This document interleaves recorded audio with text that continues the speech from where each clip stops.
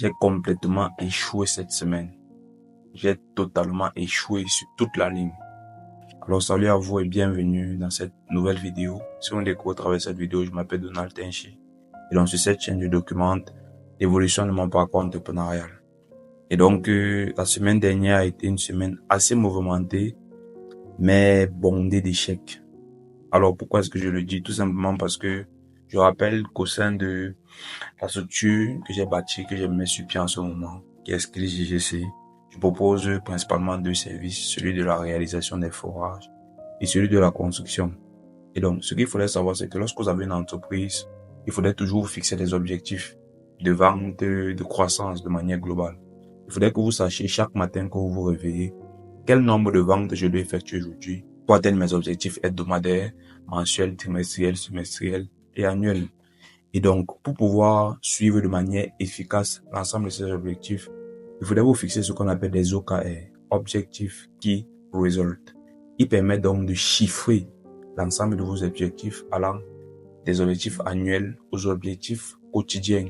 Ça veut dire que chaque jour, lorsque vous vous réveillez, vous devez savoir le nombre de ventes, ou alors le nombre d'actions, ou alors le nombre exact d'éléments que vous devez effectuer qui vous permettra de vous diriger vers vos objectifs. Et donc, dans le cadre de l'entreprise Skills JGC Fourage, chaque jour, nous devons réaliser 4 études. Parce que ce qu'il faudrait savoir, c'est qu'avant de réaliser un forage d'eau, on réalise d'abord une étude pour pouvoir savoir si sur le site, on peut réaliser un forage. Et donc, si c'est possible, on réalise donc le forage. Et chaque jour, on doit pouvoir réaliser 4 études pour atteindre nos objectifs de chiffre d'affaires mensuel.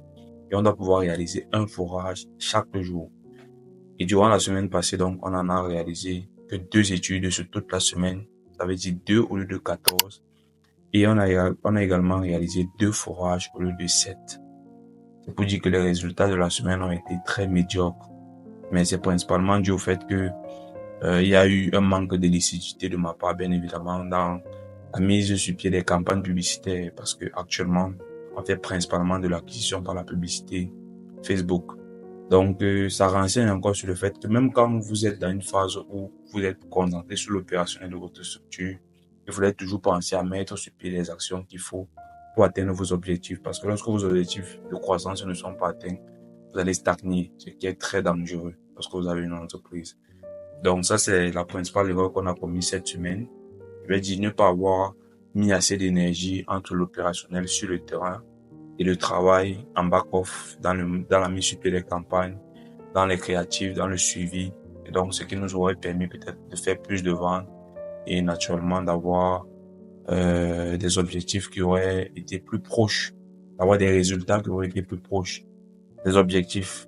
Donc, l'objectif de cette nouvelle semaine, c'est de pouvoir mettre sur pied ces éléments assez tôt dans la semaine pour que, peu importe à quel point l'opérationnel est assez important, on puisse pas seulement desservir l'ensemble des services.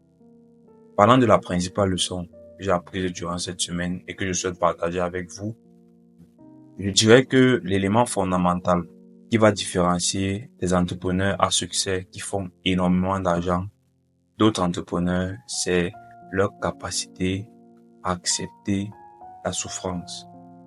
Mais pas la souffrance physique, la souffrance mentale. Plus vous êtes fort mentalement, plus vous avez cette capacité à pouvoir faire plus que les autres et au final, à la fin de la journée, vous pourrez réussir plus qu'eux.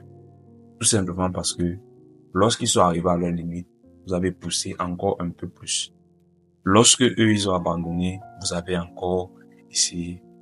Lorsqu'ils sont arrivés à un état où ils pensaient avoir trop travaillé, 8 heures d'affilée, et ils ont arrêté pour aller se reposer, vous avez encore poussé 1 heure ou 30 minutes de plus avant d'aller vous reposer.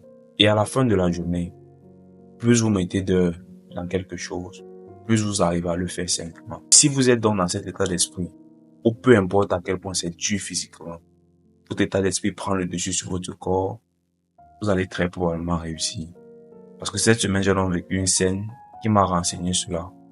Et l'une des règles que vous pouvez utiliser pour renforcer encore cet état d'esprit et cette capacité à faire les choses très difficiles, même lorsque votre corps en a marre et n'en a pas du tout envie, c'est la règle des 5 minutes. La règle des 5 minutes, c'est une règle que vous pouvez utiliser. Ça veut dire que si vous n'avez absolument pas envie de faire quelque chose que vous devriez faire, et qui est important pour votre croissance, faites-le pendant 5 minutes. Et si après 5 minutes, vous n'arrivez pas à continuer, arrêtez totalement. Aujourd'hui, par exemple, je devais lire un livre sur le chemin de la réalisation d'une étude, mais depuis le matin, je n'avais pas mangé et on allait faire l'étude autour de 15 heures. Et donc, sur le chemin de la route, j'ai pris le livre et il n'y avait pas d'énergie dans le corps parce que le corps avait besoin de s'alimenter. J'essayais de lire quelques pages, mais ça ne passait pas. Exemple, là, que je me suis dit, bon, je vais le faire pendant 5 minutes. J'ai appris la règle de 5 minutes. Je le teste pendant 5 minutes et après 5 minutes, j'arrête totalement. Sauf que je me suis retrouvé à le lire pendant près de 20 à 25 minutes. Donc, j'étais dans un état où je n'arrivais pas à trouver l'énergie pour lire une seule page. Mais j'ai lu au moins 10 pages. Tout simplement parce que j'ai dépassé la souffrance de mon corps et je me suis référé à la force de mon état d'esprit. Si vous vous référez toujours à la force de votre état d'esprit et que vous arrivez à dépasser la souffrance permanente que votre corps veut vous rappeler, vous arriverez à être plus successful que les autres. Parce que là où les autres vont s'arrêter, après 4 heures de travail, vous pousserez 2 heures. Là où ils vont s'arrêter, après 3 heures de travail, vous pousserez 5 heures. Et à la fin de la journée, c'est celui qui aura mis plus qui va réussir. Parce que si chaque jour vous mettez 4 heures de plus que sur l'année, ils ne pourront pas accomplir ce que vous accomplissez. Même s'ils sont plus forts que vous, votre quantité de travail aura sa qualité qui lui est propre. J'adore cette citation qui dit que la quantité a une qualité qui lui est propre. Donc, j'espère que cela vous permettra, vous pourrez l'utiliser dans votre processus pour pouvoir exploser vos résultats, devenir la meilleure version de vous. Parce que je pense qu'à la fin de la journée, c'est l'objectif que chacun devienne la meilleure version de soi et apporte au monde tout ce qu'il peut. Donc, principalement, c'est l'apprentissage que je pense qu'il pourra vous être utile. Si vous voulez donc renforcer encore plus cet état d'esprit et comprendre les tips que vous pouvez utiliser pour devenir très fort mentalement, un des livres que je pourrais vous suggérer, c'est un livre que j'écoute en ce moment en version audio. C'est Can't Hurt Me de David Goggins, qui est considéré comme toughest man in the world, pour ceux qui comprennent un peu l'anglais. Donc l'homme le plus solide, le plus dur, le plus maniable, le plus légitime de la terre, de par ce qu'il a accompli. C'est juste incroyable son état d'esprit, ce qu'il raconte dans ses vidéos. Donc je pense que c'est un livre que vous pouvez lire, c'est disponible sur Audible, et vous pouvez également télécharger la version numérique si vous préférez lire. En tout cas, moi je préfère l'écouter pendant mes séances de sport et tout ce qui va avec. Donc, je pense que c'est la leçon principale que je pourrais vous transmettre cette semaine. On a beaucoup d'objectifs pour la semaine prochaine. L'objectif, c'est d'atteindre les OKR qu'on s'est fixés et on espère pouvoir les faire. Donc, je pense que je vais m'arrêter là pour cette vidéo pour éviter qu'elle soit très longue. J'espère que de votre côté, vous bossez sur vos objectifs et qu'ils avancent. Donc, si vous souhaitez qu'on aborde certains sujets, qu'on entre plus dans certains détails, n'hésitez pas juste à les marquer dans les commentaires. Comme j'ai dit, vos commentaires sont très précieux et permettront d'augmenter la qualité des vidéos. Merci beaucoup d'avoir suivi cette vidéo jusqu'à la fin. On se retrouve à la semaine prochaine pour le recap de Donald Tenchi. On est ensemble.